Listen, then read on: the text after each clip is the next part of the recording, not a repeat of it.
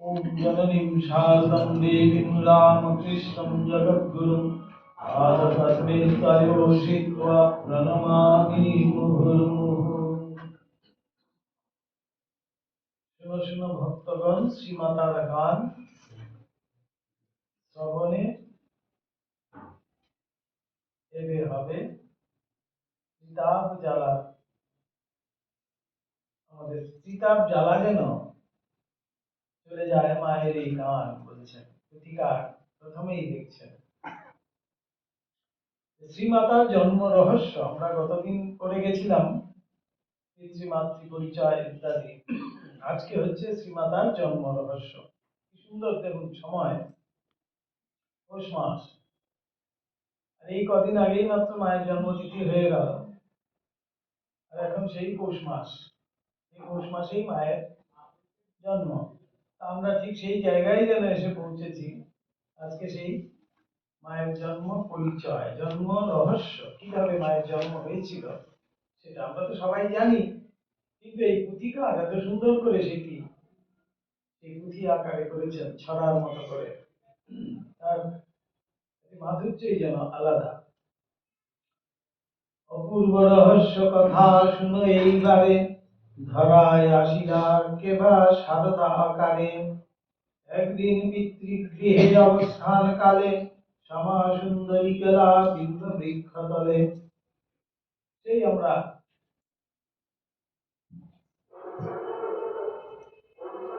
ঘটনা তো সবই জানি। সেখানে বিন্দু বৃক্ষ তলায় শ্যামা সুন্দরী দেবী গেছেন শৌচে যাবেন বলে। সেখানে গিয়ে দেবালয়, কাছেই ছিল দেবালয়, শিবের মন্দির। সেখানে এল্লা পুকুরের পাড়ে সেখানে শ্যামা সুন্দরী দেবী দর্শন করছেন। সে গাছের উপরে পরমা সুন্দরী একজন কন্যা কি বললেন দেখুন।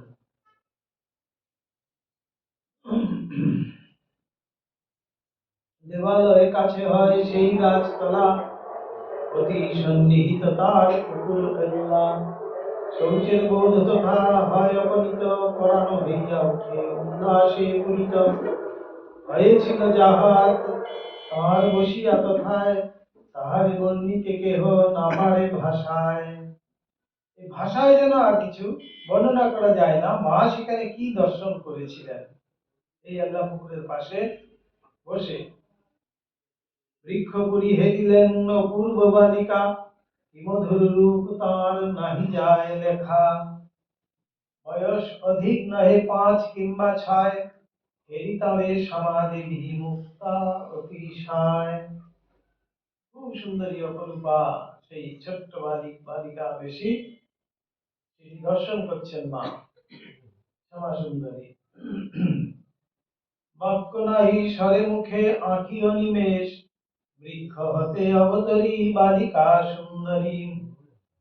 দুবাহুতে গলা তাঁর জড়াইলেন ধরি, কমল স্পর্শতায় কিবা সেই সুখ। ভুলিয়া গিয়াছে শ্যামা অসুখের দুঃখ, কহিলা বালিকা বিনা বিনিন্দিত স্বরে, আজি হতে আসিলাম তোমাদের ঘরে। সেই ছোট্ট অপূর্ব সুন্দরী সেই বালিকা সে গাছ থেকে নেমে এসে শ্যামা সুন্দরীর গলা জড়িয়ে ধরে বলছেন, আজ থেকে তোমার ঘরে কিন্তু আমি এলাম। সোজাসুজি পরিষ্কার করে দিলেন যে আমি এলাম, চলে এসছি, কিন্তু তুমি আমাকে জায়গা দাও আর না দাও আমি সব জানি না, আমি কিন্তু এলাম। এই আমার ঘর, আমি কিন্তু এলাম। তো তখনই মা শ্যামা সুন্দরী দেবী অচৈতন্য হয়ে পড়ে গেলেন। করে দেখলেন তিনি যেন গর্ভাবস্থা ধারণ করেছেন। শ্যামারে লইয়া সে ঘরের ভিতরে, সেই কন্যা জন্ম নিয়া রামচন্দ্র ঘরে। সারদা নামেতে খ্যাতা হলা চরাচরে, সমাগর্ভে মাতা করে জন্মগ্রহণ। সেবিতে তাহারে আসে অষ্ট সখীগণ, ইতিপূর্বে এসেছেন দেবগদাধর, এবার ধুইবে পাপ লীলার সাগর। প্রকৃতি পুরুষ সাথে এসেছে এখন, ক্রমে ক্রমে আসিবেন সাঙ্গ পাঙ্গগণ। এবার বলছেন যে গদাধর তো আগেই এসে গেছেন আমার পুকুরে, আর এবার যেন শক্তি, পুরুষ আর প্রকৃতি একসাথেই তো অবতার রূপে আসেন, যুগে যুগে তাই হয়েছে। তাই ভগবান এসে গেছেন কামার পুকুরে, এবার যেন সেই শক্তি, প্রকৃতি রূপা, শক্তি স্বরূপা, তিনিও যেন এবার এই ধরাধামে অবতীর্ণ হচ্ছেন। এবার ধুইবে পাপ লীলার সাগর। বলছেন এবার তিনি এই লীলা করে আমাদের যে ভবের যত পাপ আছে সমস্ত যেন ধুইয়ে দেবেন, এই জন্যই তাদের আগমন বলছেন। তারপরে বলছেন ধীরে ধীরে আবার সাঙ্গ পাঙ্গরাও যে আসবে, কেননা ঠাকুর বলছেন কর্মীর দল একটা টানলে সব আসে। এই সাঙ্গ পাঙ্গ সমেতই সবাই কিন্তু একসাথে অবতাররা যখনই আসে, আর সাঙ্গ পাঙ্গ নিয়েই কিন্তু তিনি আসেন। এই যে আমরা দুই দিকে দেখতে পাচ্ছি ঠাকুরের পার্শ্বদের সব ছবি লাগানো রয়েছে, এরা তো আর কেউ নয়, তারাই সেই সাঙ্গ পাঙ্গ। মায়েরও যেমন সেইভাবে সাঙ্গ পাঙ্গ আমরা দেখতে পাবো, গোলাপ মা, যোগিন মা ইত্যাদি, এবং ঠাকুরেরও আমরা এই পার্শ্ব বৃন্দ দেখতে পাই, তারাই হলেন কি সাঙ্গ পাঙ্গ। এই যুগে আমরাই কিন্তু ঠাকুরের সাঙ্গ পাঙ্গ, যারাই ভক্ত তারাই ঠাকুরের সাঙ্গ পাঙ্গ বলাই হয়। তার প্রতি যে অনুরক্ত, তার যে আশ্রিত, তার প্রতি যে আস্থা জ্ঞাপন করেছে, বিশ্বাস জ্ঞাপন করেছে, তিনি তাকেই কিন্তু তার পরিবারভুক্ত করেন। তাহলে আমি যদি সেটি বিশ্বাস করি তিনি আমার সব, তাহলে তিনিই কিন্তু আমার সর্বে সর্বা। যেমন গুরু প্রণামে আমরা বলছি তো, ত্বমেব সর্বম মম দেব দেব। তাই সেটা যদি মনে করে থাকি, তাহলে তিনি কিন্তু আমাদের সব যদি হয়ে থাকে, তাহলে আমরাও কিন্তু তারই সাঙ্গ পাঙ্গ। এইবার বলছেন ক্রমে ক্রমে আসিবেন সাঙ্গ পাঙ্গগণ। কিছু কিছু সেই কথা করিব বচন, অধম হইল আমি মাতৃবংশধর। এই পুথিকার বলছেন আমিও সেই মাতৃবংশধর, রাজেন্দ্র কুমার চট্টোপাধ্যায়, তিনিও তো সেই মাতৃবংশেরই জন্মগ্রহণ করেছিলেন, সেই গুরু বংশেই তিনিও এসছেন। তাই বলছেন আমিও কিছু কিছু এবার বলবো আর কি। অধম হইলেও আমি মাতৃবংশধর, সেই পরিচয়ে আমি সর্বভয় নাশী, মাতৃলীলা বর্ণিবারে হয়েছি প্রয়াসী। বলছি মাতৃবংশধর, সেই জন্যই যেন আমার ভয় অনেক কম, এবং সেই ভয় নেই বলেই আমি যেন এই পুঁথি রচনা করতে বসেছি। এবার আসছে রামচন্দ্রের। এবার শ্যামাসুন্দরীর এরকম দর্শন হলো, এবার মায়ের যে পিতা রামচন্দ্র, তার কেমন দর্শন হচ্ছে মায়ের জন্মের আগে, সেটা আমরা এখানে পাচ্ছি। রামের সংসারে ছিল অভাব প্রচুর, তাহারই চিন্তায় থাকে মন ভরপুর। মধ্যাহ্ন ভোজন করে অভাব চিন্তায়, কৃষ্ণমনা রামচন্দ্র নিদ্রাগত হয়। নিদ্রা মাঝে হেরিলেন স্বপ্ন মনোহর, হেমাঙ্গী বালিকায় এক আসে পৃষ্ঠপর। সুকমল বাহু দিয়া জড়াইয়া গলা, অনন্যা বালিকা হলা আনন্দ বিহ্বলা। মহামূল্য অলঙ্কারে হইয়া সজ্জিত, তার কাছে থাকিবার ইচ্ছা করে কত। একই যেন সেই দর্শন রামচন্দ্র তিনিও তিনি দেখছেন দিনের বেলা শুয়ে আছেন, খাওয়া দাওয়ার পরে একটু বিশ্রাম নিচ্ছেন, সেই সময় একজন হেমাঙ্গী অর্থাৎ স্বর্ণালঙ্কারে ভূষিতা, যেমন মায়ের আমরা ধ্যান মন্ত্রে বলি তো, হেমালঙ্কার ভূষিতা শোক্রহস্তান্ত জ্ঞান ভক্তি প্রদায়িনী শুভ্রাঞ্জতির্ময়ীং দেবীং জীবপাপ সন্তাপহারিণীং রামকৃষ্ণগত প্রাণম সর্বাংস্তাং নমাম্যহম। বলা হচ্ছে তো। তো মায়ের রূপটাই যেন হেমাঙ্গী তিনি। খুব অল্প আমরা দেখতে পাই মায়ের গায়ে স্বর্ণালঙ্কার, আমাদের দৃশ্য, কিন্তু তিনি কিন্তু হেমাঙ্গী, তিনি স্বর্ণালঙ্কারে ভূষিতা। এমনই রামচন্দ্র দর্শন করছেন অপূর্ব সব স্বর্ণালঙ্কারে ভূষিতা একজন ছোট্ট বালিকা বেশি এসে রামচন্দ্রকে বলছে যে আমি তোমার কাছে আসার ইচ্ছা করছি, আমি তোমার ঘরে আসব। কহিলা মধুর কণ্ঠে আছে তব এনু, পিতা বলিয়া জিতমা আমি সম্বোধিনু। বলছে আমি তোমাকে বাবা বলেই ডাকছি, আমি তোমার কাছে চলে এসেছি, আমি তোমাকে তাই পিতা বলেই সম্বোধন করছি। সব দেখুন নিজেরাই সাজিয়ে টাজিয়ে আসে, আমাদের কিন্তু কিছু করার নেই সেখানে। করহ গ্রহণ মরে কন্যা রূপে তব, স্বপ্ন হেরে রামচন্দ্র অতি অভিনব।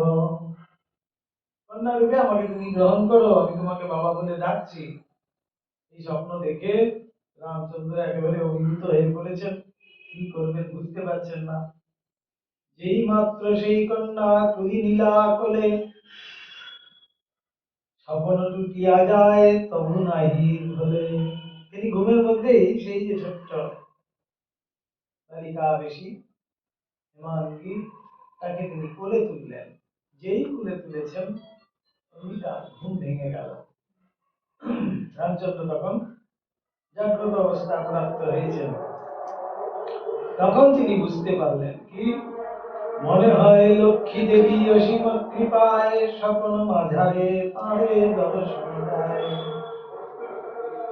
স্বপ্ন বিবরণ স্মরি হইলা প্রত্যয়, অভাব যা কিছু আছে এবে হবে লয়। অর্থ উপার্জনে এবে সময় আগতা, সে কারণে রামচন্দ্র যায় কলিকাতা। এবার রামচন্দ্র বুঝতে পারলেন যে আর কেউ নন, লক্ষ্মী ছাড়া আর কেউ নন। লক্ষ্মী দেবী স্বয়ং কৃপা করে যেন আমার কন্যা রূপে আমার কাছে আসবেন বলে এমন স্বপ্ন আমি দেখেছি, তাহলে নিশ্চয়ই আমার এখন সময় ভালো। অভাবের সংসার তো রামচন্দ্রের ছিলই, তিনি এবার ভাবলেন এবার অর্থাগম হবে আমার, তাই অর্থ উপার্জনের জন্য তিনি কলকাতায় আসছেন। বুঝলেন?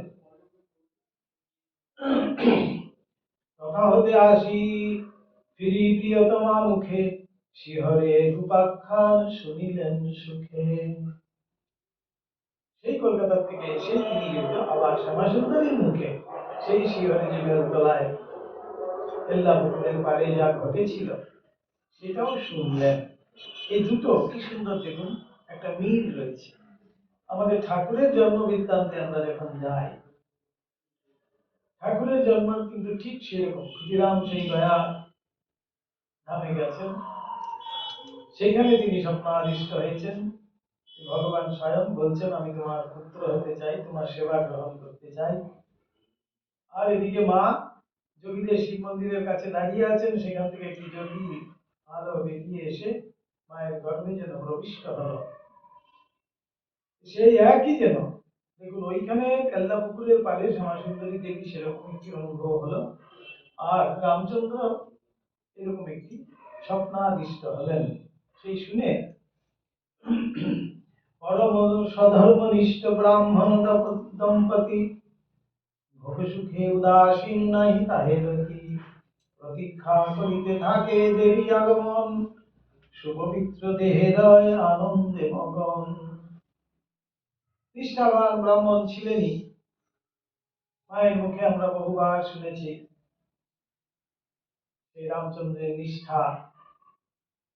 তাই সেই ব্রাহ্মণ দম্পতি অতি পবিত্র ভাবে জীবন যাপন করছেন এবং যেন সেই যে স্বপ্নাদিষ্ট সেই দেবীর আগমনের প্রতীক্ষায় যেন তারা আছেন। এবার সেই চন্দ্রামণি দেবীর মতো যেন শ্যামা সুন্দরীর রূপের ছটা যেন বেরিয়ে এসছে, যে দেখছে সেই যেন মনে করছে যে বাবা এটা দুর্গার রূপ ধারণ করেছে, জানি শ্যামা সুন্দরী এত অপরূপা হয়ে গেছে যে স্বয়ং লক্ষ্মী দেবীর যে মা, তাই জন্য তো তিনি দুর্গার মতোই তো রূপ নেবেন।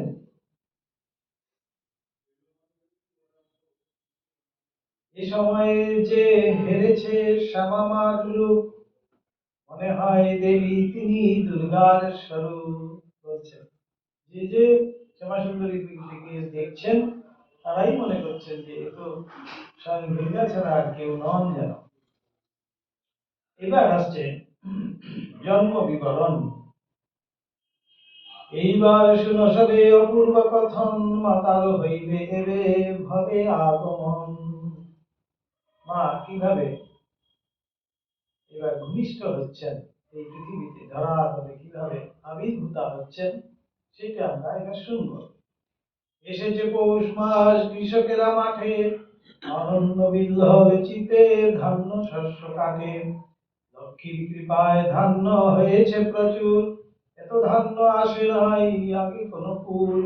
সুখের সময় ইহা গ্রামের ভিতরে, নবান্ন উৎসব হয় প্রতি ঘরে ঘরে।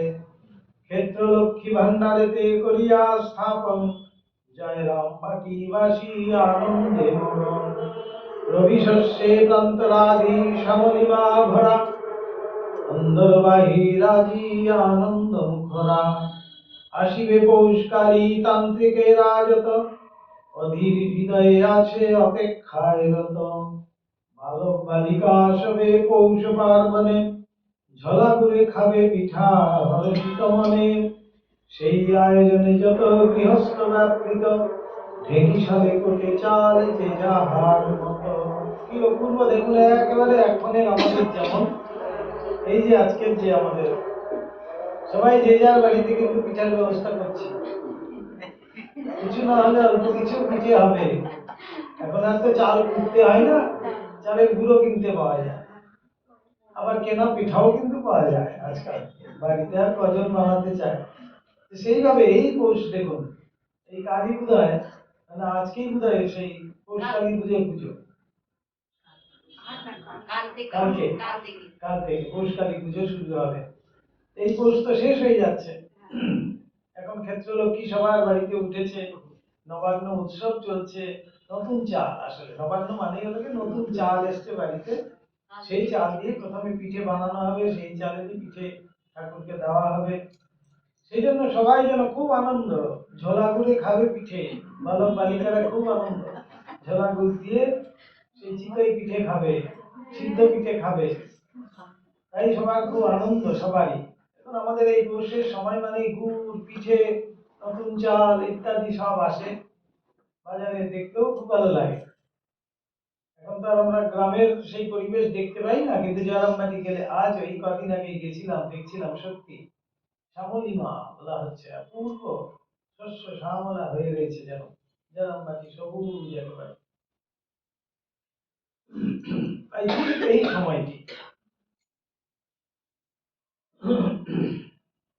খ্রিস্টান সমাজ আজ পরম আবেগে মত্ত আছে নিরবধি যিশুর উৎসবে। 25শে ডিসেম্বর 24শে ডিসেম্বর থেকে 1 জানুয়ারি অব্দি এরকম তো চলতেই থাকে আমাদের জিসাসের। দক্ষিণ আয়ন শেষে উত্তরায়ণে, দেবগণ জাগরিত ভক্তিপূর্ণ মনে। এই দক্ষিণায়ন আর উত্তরায়ণ দুটো হয় তো, দক্ষিণায়নের সময় দেবতারা ঘুমিয়ে থাকেন, উত্তরায়ণের সময় দেবতারা উঠেন, এই সময় উত্তরায়ণ, সেই জন্য এই সময় দেবতারাও যেন জেগে উঠেছেন। 1260 সালে 8ই পৌষে, বিবাহ হলে অবসান নিশা কাল আসে। দেবী সেই জন্য মধ্যরাত্রি নিশাকালেই কিন্তু জন্ম হবে। আর প্রভু বিষ্ণু স্বয়ং বা শিব ভোরবেলা, শিবাবতার স্বামীজি ভোরবেলা এই 14 মকর সংক্রান্তির দিন সকালবেলা শিমলের ঘরে দত্ত পরিবার শঙ্খের আওয়াজে সবাই গঙ্গা স্নানে যাচ্ছে, আর দত্ত পরিবারে এই শঙ্খধ্বনি হতে শুরু করলো। সেই সকালবেলায় নরেন্দ্রনাথ ভূমিষ্ঠ হলেন দিনের বেলা। তাই এখানে নিশাকাল, মধ্যরাত্রিতে মায়ের জন্ম। এখানেই বলা হচ্ছে দিবাপদে অবসান নিশাকাল আসে, গগনে তারকা রাজি অতি সমুজ্জ্বল, হাসিতে খুশিতে ভরা করে ঝলমল। আকাশ জ্বেলেছে আজি কোটি কোটি বাতি, কার আগমনে ধন্য হবে এ রাতি। জানে না মনুষ্যগণ জানে দেবতারা, তাই বুঝি দীপ জ্বালি দিয়াছে তাহারা। লক্ষ্মীমাতা আজি রাতে আসিবেন ভবে, সেই আয়োজনে রয় দেবতারা সবে। দেবতারাই যেন সব সাজিয়ে গুছিয়ে সুন্দর করে রেখেছে। আমরা প্রত্যেক অবতারের ক্ষেত্রে জন্ম বৃত্তান্ত বা জন্ম রহস্য যখন করছি, শ্রীকৃষ্ণের জন্মের সময়ও কিন্তু সেই দুর্যোগের রাত হতে পারে, কিন্তু সেই সময় অসময়ে তখন পদ্ম ফুটে আছে, ময়ূরীরা নাচ করছে, অপূর্ব সেই পরিবেশ সৃষ্টি হয়ে আছে।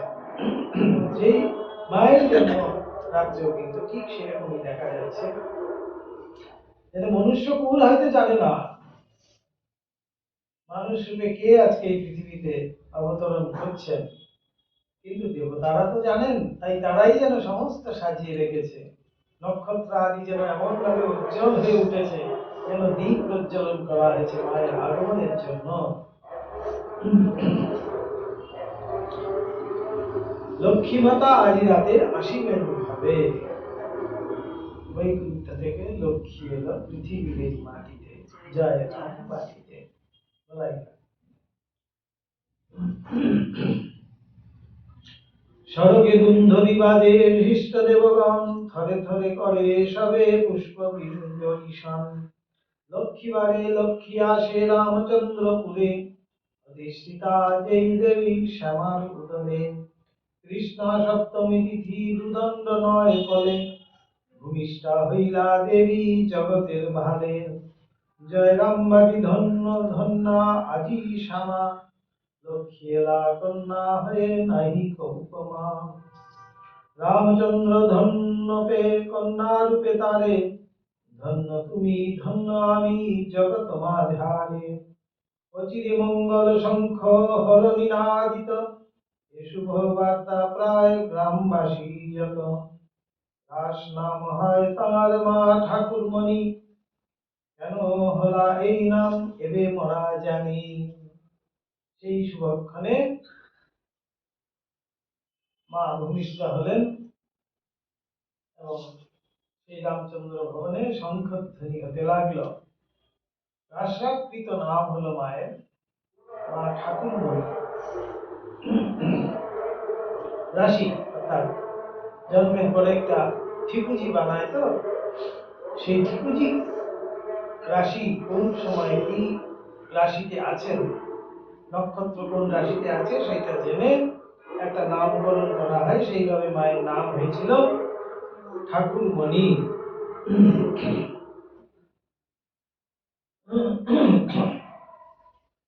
এবার বলছেন কেন ঠাকুরমণি হয়েছিল, সেখানে বলছে ঠাকুরের মণি তিনি, তাই এই নাম। ঠাকুরের মণি তিনি তাই এই নাম, প্রভুই দিলেন উহা সার জানিলাম। পুথিকার বলছেন প্রভুর মাথার মণি, তাই ঠাকুরমণি। ডাক নাম হয় তার মা শারদামণি, তাই মোরা সবে তারে সেই নামে জানি। শ্রীমাতার স্নেহ ধন্য প্রভু রামময়, গৌরীশ্বরানন্দ নাম সন্ন্যাসিতে হয়। শ্রীমাতারে একদিন শুধালেন তিনি, কে রাখে তাহার নাম পিতা কি জননী। রামময় মহারাজ মাকে জিজ্ঞেস করছেন, তোমার এই নাম কে রেখেছে মা? মা রেখেছিলেন না বাবা রেখেছিলেন? গৌরীশ্বরানন্দজি। আমরা গৌরীশ্বরানন্দজিকে দেখেছি। গৌরীশ্বরানন্দজি যখনই যেতাম তখন খুব মায়ের কথা বলতেন। তিনি মায়ের এত সঙ্গ করেছেন সেই ছোট বয়স থেকে। মায়ের সাথে সেই রুটি বেলা কম্পিটিশন হতো মায়ের সাথে। মা আবার অভিমান করছেন যে রুটি বেলতে বেলতে আমার বুড়ো হয়ে গেল, আর সে দিনের বাচ্চা, সে কিনা আমার সাথে বলছে আমার থেকে বেশি রুটি বেলতে পারে। এইসব মান অভিমানও হতো। মায়ের সাথে এমন সুন্দর সম্পর্ক ছিল। রামময় রামময় মহারাজ স্কুল থেকে ফিরতেন, মা দুটো অল্প করে খাবার রেখে দিতেন। স্কুল থেকে ফিরে এসেই রামময় সেই খাবার দাবার খেয়ে মায়ের সাথে কাজে লেগে পড়তেন। রামময় মহারাজের সাথে এমন সুন্দর একটা সম্পর্ক ছিল। তখন উত্তরে কহিলা মাতা স্মিত হাস্য করি, মা মোর রাখিলা নাম দেবী ক্ষেমং করি। সারদা নামেতে ছিলাম মাসিমার মেয়ে, ইহদাম ছাড়িলে সে আসি আমি কেহে। মাসিমার অনুরোধে পাল্টায় নাম, বড় হয়ে মার কাছে এই জানিলাম। মাসিমার একজন কন্যা ছিল, তিনি গত হয়েছিলেন, তার নাম ছিল সারদা। মাসিমার অনুরোধে এই মেয়েরও নাম রাখা হলো সারদা। মার ভারী শরতের অনুরোধে তোরেন, নারায়ণ চন্দ্রমার কোষ্ঠী কাটি করেন। মহামজস্বিনী মাতা বিজ্ঞান নাদিনী, শ্রীপ্রভু ঋষিদে হলা প্রেম মন্দাকিনী। লহ লহ এ মাতার শ্রীপদে শরণ, সময় চলিয়া যায় হলে অন্যমন। এবার গীতিকার যেন আমাদেরকে বলছেন, লহ লহ শরণ, এই চরণে যদি শরণ না দাও তাহলে দিন যে চলে যাচ্ছে, শিগগির শিগগির করতে হবে। এই যে আমাদের বেলুড় মঠের পিছন দিকে যে রাস্তাটা আছে, অনেকেই জানেন লালাবাবু সাহেব রোড। সেই লালাবাবু জানেন অনেকেই ঘটনা। লালাবাবু একজন জমিদার ছিলেন। তিনি বিকেলবেলা একদিন সেই রাস্তাতেই, যে এখন যে রাস্তা, যেটা লালাবাবু সাহেব রোড যেটাকে বলা হয়, সেই রাস্তাতে বৈকালিক ভ্রমণে বেরিয়েছেন। বেরিয়ে যাওয়ার সময় একটা ধোপাঘরের সামনে দিয়ে যাচ্ছেন। ধোপাঘরের সামনে সেই ধোপার যে ছোট্ট মেয়ে, সে তার বাবাকে বলছে, বাবা বাসনায় আগুন দেবে না, বেলা যে যায়। সেই লালাবাবু সেখানে দাঁড়িয়ে যেন একটু থমকে গেলেন। বলছেন, সত্যি তো, কবে বাসনায় আগুন দেব, বেলা তো যায়। সেই তিনি বেরিয়ে এলেন, ঘরে এলেন, ঘর থেকে সেই যে সংসার ত্যাগ করলেন, সেই বৃন্দাবনে গিয়ে একেবারে সাধুদের জীবন যাপন করলেন। বৃন্দাবনে গেলে আজও দেখা যায় সেই লালাবাবুর মন্দির, বললে সবাই চেনে, লালাবাবুর মন্দির বলা হয়। রাধা গোবিন্দের মন্দির, কিন্তু সেই মন্দিরকেই বলা হচ্ছে রাধা গোবিন্দের মন্দির, এই লালাবাবুর মন্দির। সেখানেই লালাবাবু সারাটা জীবন কাটিয়ে দিলেন। এই যে ধোপাঘরের যে ধোপার যে কন্যা, সে তার বাবাকে বলছে বাসনায় আগুন দেবে না। এখানে বাসনা বলতে কলার খোলকে, কলা গাছের যে খোল হয়, কলা গাছের খোলকে শুকিয়ে রেখে তাতে আগুন দেওয়া হয়। আগুন দিলে পরে তার মধ্যে জল ঢাললে পরে একটা জলটাকে নেওয়া হয়, সেটা খার। আগেকার দিনে তো আর এখনের মতো সোডা ছিল না, ওয়াশিং পাউডারও ছিল না, তাই সেইভাবে খার তৈরি করা হতো। সেই খার দিয়ে কাপড় কাচা হবে। এই বেলা শেষে প্রতিদিন সন্ধ্যেবেলার দিকে এই বাসনাতে আগুন দেওয়া হতো। সেই কলার খোলকে শুকিয়ে রাখা হয়, সেটাকেই বলা হয় বাসনা। সেই কলার খোলকে শুকিয়ে রেখে সেই সন্ধ্যেবেলায় সেই আগুন দেওয়া হতো, এবং সারা রাত্রে সেটি জ্বলে থাকতো। তারপরে সেটাতে জল ঢেলে সেই খার তৈরি করা হতো। সেই অর্থেই বেলা চলে যাচ্ছে, বাসনায় আগুন দেবেন না। কিন্তু লালাবাবু শুনলেন যে আমাদের জীবনে সত্যি আমাদেরও তো জীবন চলে যাচ্ছে, বেলা তো আমাদেরও চলে যাচ্ছে, আমাদের বাসনায় কবে আগুন দেব। আবার মায়ের কথায় নির্বাসনা হলেই মুক্তি। তাই বাসনা মুক্ত হতে হবে। তাই এখানেও যেন অধিকার আমাদেরকে স্মরণ করিয়ে দিচ্ছেন, লহ লহ স্মরণ সেই শ্রীচরণ। বেলা চলে যাচ্ছে, সেই চরণে যদি এখনো আমরা স্মরণ না নেই, আশ্রয় না নেই, তাহলে আর কিন্তু হবে না। তো সেখানে নারায়ণ শাস্ত্রীকে দিয়ে আমাদের মায়ের ভারী শরৎ মহারাজ অর্থাৎ স্বামী শারদানন্দজি কোষ্ঠী বানালেন মায়ের। সেই কোষ্ঠীতে নারায়ণচন্দ্র লিখছেন যে মহা ওজস্বিনী মাতা বিজ্ঞান নাদিনী। ঠাকুর বলছেন তো মায়ের পরিচয় দিতে গিয়ে ও সারদা সরস্বতী জ্ঞান দিতে এসেছে এবার, কিন্তু এবার রূপ থেকে এসেছে। এই কোষ্ঠীর সাথে দেখুন কত সুন্দর মিলছে। এই কোষ্ঠী কবেকার দেখুন, পরবর্তীকালে সেই কোষ্ঠী করা হয়েছে। তো সেখানে বলছেন যে মাতা খুব অজস্বিনী হবে, খুব বুদ্ধিমতী হবে, এবং তিনি জ্ঞান নাদিনী হবেন, তিনি জ্ঞান প্রদায়িনী হবেন। এটি যেন আগেই বলে দিচ্ছেন। লক্ষ্মী দেবী করেছেন আধার ধারণ করিতে সারদা বেশে পাপ বিমোচন। কিরূপে মা করে লীলাসন এইবার, স্নেহ কৃপা সুধা দিয়ে গঠন তাহার। শ্রবণে মাতার লীলা যোগী ঋষিগণ, আনন্দ সাগরে সবে ভাসে অনুক্ষণ। পঠন পাঠন আর ঘোর তপস্যায়, সেরূপ আনন্দ কবু হৃদয়ে না হয়। মাতাই মোদের হন মোক্ষের কারণ, ধরে থাকো ছাড়িও না মায়ের চরণ। তাই প্রেমানন্দজি বলতেন, আরে মাকে ধর, মাকে ধর, মাই সব। রাজা মহারাজ বলছেন মায়ের কাছেই সেই ব্রহ্মজ্ঞানের চাবি আছে, মা ছাড়া কিন্তু গতি নেই, মাকেই ধরতে হবে।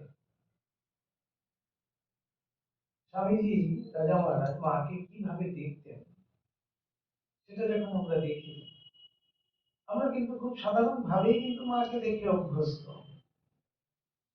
তিনি পরমেশ্বরের স্ত্রী বা গুরুপত্নী, এইভাবেই কিন্তু তখনও সাধারণ মানুষ এইভাবেই দেখছেন।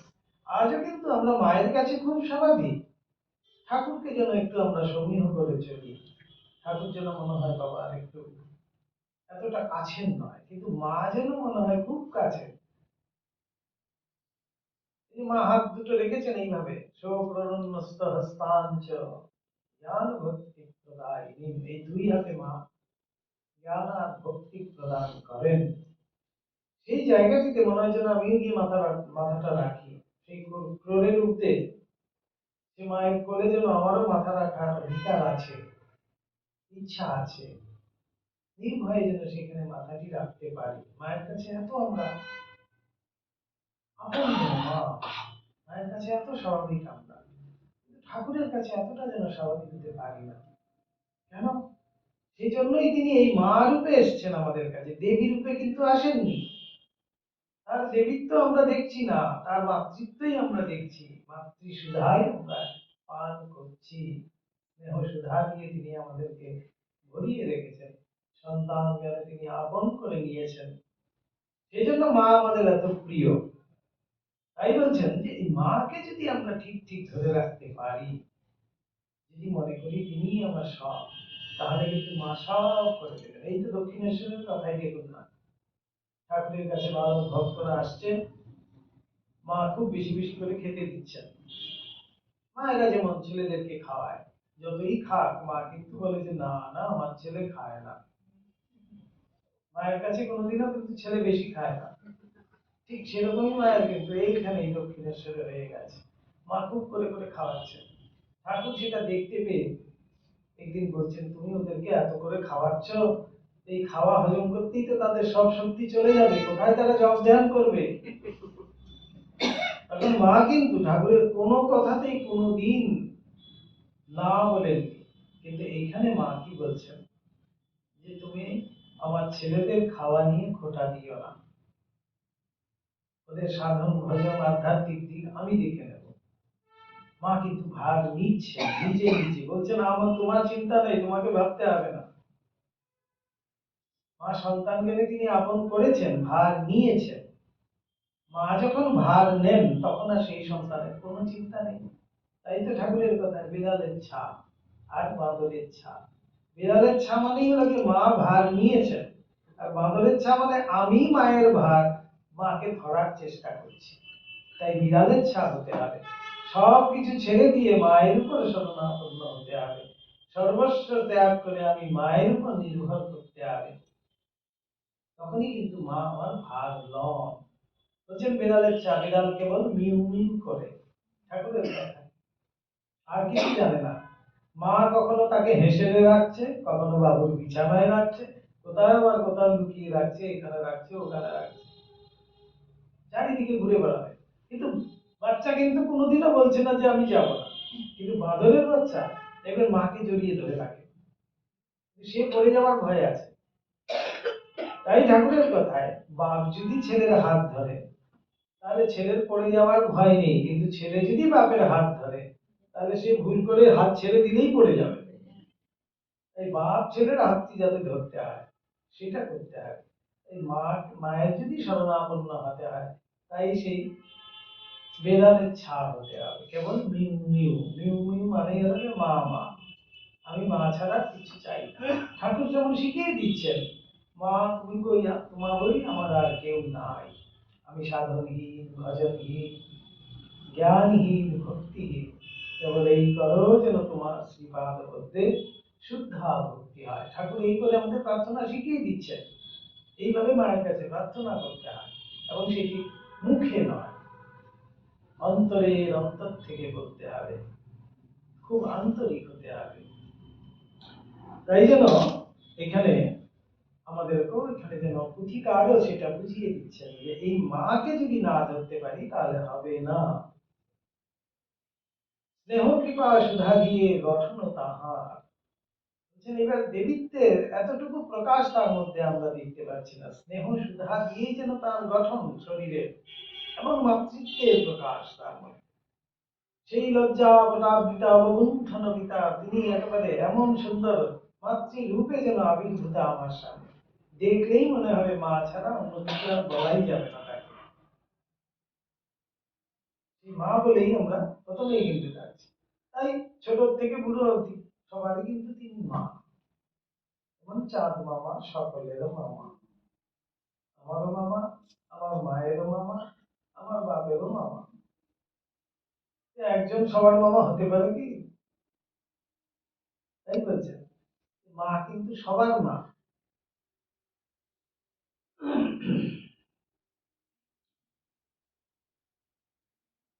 মাতাই মোদের হন মোক্ষের কারণ, মুক্তি ভক্তি মুক্তি সব তিনি প্রদান করেন। তিনি মোক্ষ প্রদায়িনী, তিনি মুক্তি প্রদায়িনী, তিনি ভক্তি প্রদায়িনী, তিনি সব ধর্ম অর্থ কাম মোক্ষ তিনি দেন। তার হাতে এই সমস্ত চাবিকাঠি যেন, বলছেন ব্রহ্মজ্ঞানের চাবিটিও তারই কাছে। এরকম মা যদি পথ ছেড়ে না দেন তাহলে কেউ তার কাছে পৌঁছতে পারে না। তার মানেই হলো মহামায়া। মহামায়া আমাদেরকে এমন ভাবে আচ্ছাদিত করে রেখেছেন, মায়া মোহের মধ্যে দিয়ে আবরিত করে রেখেছেন, সেজন্য আমার এই আমিত্ব ত্যাগ করতে পারছি না। আমরা আমাতেই যেন ভুলে রয়েছি, আমার মধ্যেই আমি গণ্ডিবদ্ধ হয়ে রয়েছি, আবদ্ধ হয়ে রয়েছি। এই গণ্ডি যখন কাটাতে পারবো তখনই কিন্তু আমরা সেই মুক্তির পথ আমাদের সুগম হবে। অর্থাৎ মহামায়া যখন আমার মধ্যে থেকে সেই আবরণ দূর করবেন কৃপা করে, তখনই আমরা তার সেই মুক্তির পথ আমরা দেখতে পাই, তখনই আমরা স্বস্বরূপে স্থিত হই। সেটাকেই বলা হচ্ছে ব্রহ্মজ্ঞান। তাই মা কৃপা করে এই আবরণ মুক্ত করতে হয়। সেই মহামায়ার সেই যে জাল, সেটি তিনি ছিন্ন করবেন, তিনি কিন্তু মুক্ত করবেন, তখনই আমরা এই স্বস্বরূপে স্থিত হতে পারবো।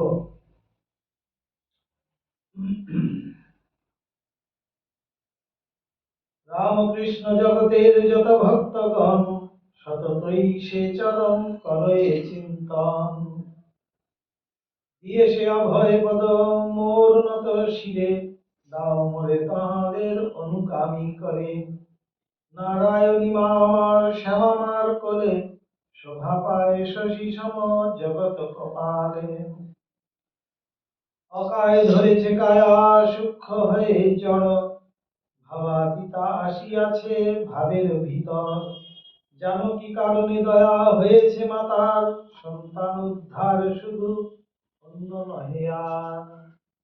এবার মা কেন মায়াতীতা হয়েও তিনি এবার মায়ার দ্বারা আবদ্ধ যেন। তাই মাকে যখন প্রশ্ন করা হচ্ছে যে ঈশানন্দ জিজ্ঞেস করছেন, মা আপনি তো দেখছি এত মায়াতে পড়ে আছেন, এই রাধু রাধু করছেন, এই মাকু মাকু করছেন, এত সব বলছে কি করবো বাবা, নিজেই যে মায়া। অর্থাৎ তিনি তো নিজেই মায়া। তাই এবার যেন এই সূক্ষ্ম শরীর ছেড়ে দিয়ে এবার জড় শরীর তিনি ধারণ করে। কেন? সন্তানেদের কৃপা করতে হবে, এই সন্তান উদ্ধারেতে তার জন্য এই লীলা। শারদাই পিতৃগৃহে প্রথম সন্তান, আনন্দে ভাসিয়ে আছি সদাকার প্রাণ। শারদার মুখে হাসি যেন মধুধরা, কাঁদিতে জানে না কন্যা কভু না কাতরা। কখনো কাঁদতেন না মা, সব সময় আনন্দে একেবারে, সব সময় হাসি হাসি মুখে মা সব সময় থাকতেন। যে হেরে শিশুরে সেই কোলে নিতে চায়, স্পর্শে তার কি আবেশ কিবা সুখ পায়। যেই দেখছে সেই মাকে, ছোট্ট বালিকা, ছোট্ট শিশু, তাকেই কোলে নিতে চায়। এবং একবার যে কোলে নিয়েছে সেই স্পর্শে যেন সেও আনন্দিত হয়ে ওঠে, এমন দিব্য স্পর্শ অনুভব করে আর কি। একবার নিলে কোলে নানাবায় ঘুমে, ইচ্ছা হয় দিবানিশি যেন মুখ চুমে। প্রতিদিন এ শিশুরে না হিরিলে মন, ব্যাকুল হইয়া থাকে তাহা অনুক্ষণ। কেন আসে এত টান ধরিতে না পারে, তাই শ্যামা গৃহে তারা আনাগোনা করে। একেবারে ঠাকুরের মতো। গদাইকে একবার না দেখলে পল্লীবাসীরা, তাদের যেন মন সকালবেলা উঠে কতক্ষণে কাজ কাজ শেষ করে একবার গদাইয়ের বাড়িতে যেতে হবে। সেইভাবে তো যেতে পারে না, গিয়ে চন্দ্রামণির খোঁজ করছেন, কি গো কেমন আছো, কাজ কাজ সব চলছে তো। আসলে ওই অছিলায় গিয়ে একবার গদাইকে দেখতে পাবে, সেই জন্য আকর্ষণ। এইটাই হলো গিয়ে ঈশ্বরের আসল ঐশ্বর্য। ঈশ্বরের যে ঐশ্বর্য যেটাকে বলা হচ্ছে সেটাই হলো তার আকর্ষণী শক্তি। যে একবার দেখবে সে আর চোখ ফিরাতে পারবে না। তাই মাস্টার মশাই লিখছেন তো, কথামৃতের তো পাতায় পাতায় আমরা পাই, তিনি দক্ষিণেশ্বর থেকে ফিরছেন, রাত্রি হয়ে গেছে, ফিরতে ফিরতে ভাবছেন আবার কবে সেই রবিবার আসিবে, আবার সেই দিন গিয়া সেই অপূর্ব মানুষকে দর্শন করিব। যেন এই রবিবারের অপেক্ষায় তিনি বসে থাকছেন, যেন আবার সেই রবিবার কত তাড়াতাড়ি যদি আসে তাহলে খুব আনন্দ, এমন আকর্ষণ। তাই মায়ের ক্ষেত্রে দেখা যাচ্ছে সেই শিশু বয়স থেকে যারাই আসছে তারা আর কিছুতেই কোল থেকে নামাতে চায় না, আর সারাক্ষণ মনে হয়েছে যেন তাকিয়েই থাকে। এই হলো কি ঐশ্বরিক ক্ষমতা যেটা। এই জন্যই বলা হচ্ছে ঈশ্বরের এমন একটি আকর্ষণীয় শক্তি থাকবে, যে একবার দেখবে সেই আবার আসতে চাইবে। এসব কত রকমের সব ঘটনা পরে পরে আমরা আসবো, আর অনেক সব ঘটনা আছে। তাই বলছেন, তাই শ্যামা গৃহে তারা আনাগোনা করে। শ্যামা সুন্দরীর গৃহে এবার তারাই সব পল্লীবাসিনীরা যারা আছে, গ্রামবাসিনীরা, তারা সব আনাগোনা করছে, অনবরত যাওয়া আসা করছে, কিছু একটা অছিলায় যে একটু গিয়ে তাহলে একটু দেখতে পাবো, সেই জন্য। যাহারে হেরিতে রামকৃষ্ণ আগমন, যাহারে হেরিতে আসে লোকপালগণ। নরেন্দ্র মোহিত হয় যাহারে হেরিয়া, শরৎ যাহার পদে বিকাইলা হিয়া। যোগিন যে পদে সব সপিলা অহং, কৃষ্ণ সখা রাখালের মাতা যিনি হন। কপিল নারদাদি নানা বেশ ধরে, যাহারে হেরিতে থা আগমন করে। সেই দেবী এসেছেন এই কন্যা রূপে, স্বরূপ ঢেকেছে মাতা অতি চুপে চুপে। মা এবার চুপি চুপি যেন রূপ ঢেকে এসছেন।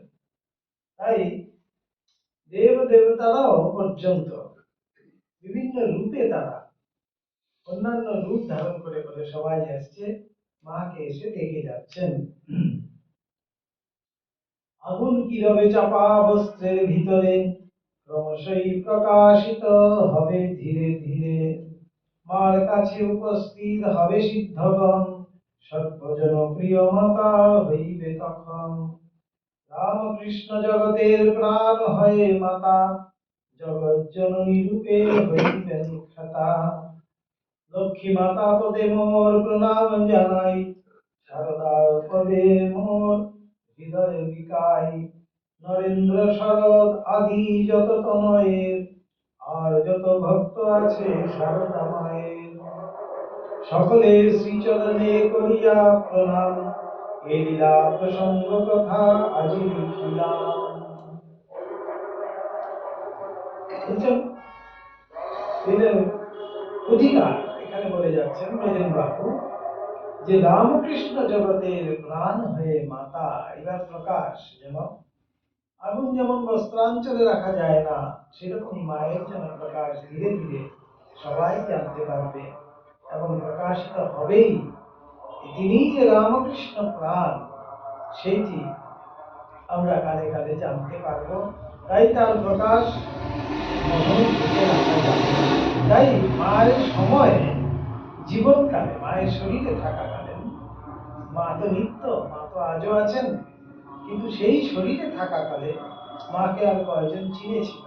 কিন্তু আজকে মায়ের পরিচিতি, আজকে আমরা যেন মাকে আরো বেশি যেন কাছে পাচ্ছি, আরো বেশি যেন তিনি আমাদের কাছে হয়ে গেছেন, আরো বেশি তার আকর্ষণ আমাদের কাছে বেড়ে গেছে।